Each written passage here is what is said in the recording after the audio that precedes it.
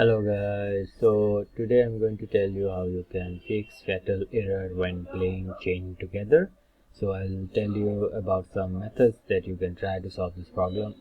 So first of all, what you'll have to do is you'll have to launch Steam and then go to your library and simply find chain together and right click on that and go to properties and then go to install files, and you should press this verify integrity of game files. If you press this one, Steam will verify the game files and see if there's any issue with the game files and fix it. So after that, what you can do is you can change a launch options. So to do that, go to general from the properties, and here if you are using DirectX 11, simply type in dash or minus dx11, or if you are using 12, simply type in minus dx12 and then close this window. So try this out as well. So even if trying these two methods it doesn't work, what you can do is you can simply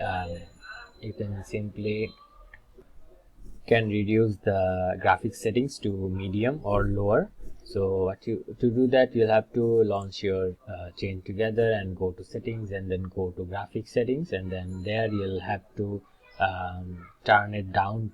Your graphic settings, turn the settings down. If you're playing on high, do it on medium. If you're doing it on medium, to turn it to lower, and also try to lower your resolution as well.